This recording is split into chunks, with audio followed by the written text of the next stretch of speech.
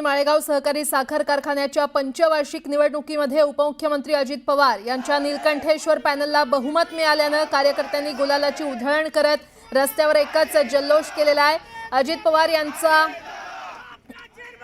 एकच वादा अजितदादा यांचा आला रे आला दादाच आला अशा घोषणाबाजी देखील करण्यात येत आहेत।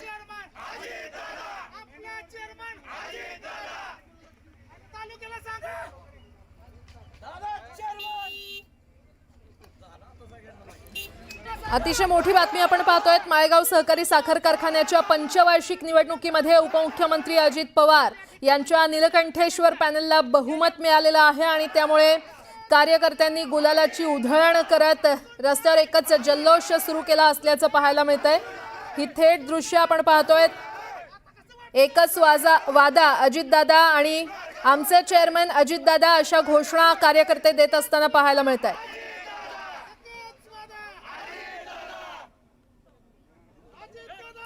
तर अजित पवार यांचे समर्थक सध्या जल्लोष करतायत। संपूर्ण राज्याचं लक्ष लागून राहिलेल्या बहुचर्चित माळेगाव सहकारी साखर कारखान्याची मतमोजणी प्रक्रिया आता पूर्ण होत आलेली आहे आणि माळेगाव सहकारी साखर कारखान्याच्या पंचवार्षिक निवडणुकीमध्ये उपमुख्यमंत्री अजित पवार यांच्या नीलकंठेश्वर पॅनलला बहुमत मिळाले।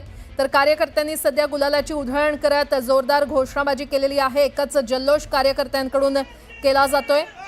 नीलकंठेश्वर पॅनलचे बॅनर हातात घेऊन आनंद व्यक्त केला जातोय। कार्यकर्ते घोषणाबाजी करतायत। आमचे चेअरमन अजितदादा अशा घोषणा कार्यकर्त्यांकडून केल्या जात आहेत।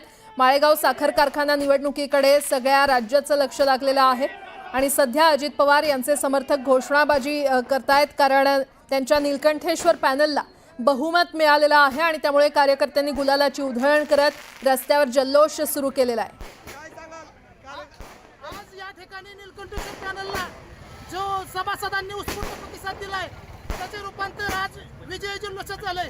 प्रामुख्याने माळेगाव गटाचं बोलायचं झालं तर गेल्या 25-30 वर्षांमध्ये माळेगाव मधील आमच्या पॅनलचे 1 किंवा 2 उमेदवार निवडून येत असत आणि एक 2 उमेदवार पडत असत, परंतु आज ऐतिहासिक विजय झालेला आहे कारण माळेगाव मधून 3चे 3 उमेदवार निवडून येत। माळेगावकरांना कार्यकर्त्यांना गेल्या 30 वर्षात असा गुलाल खेळ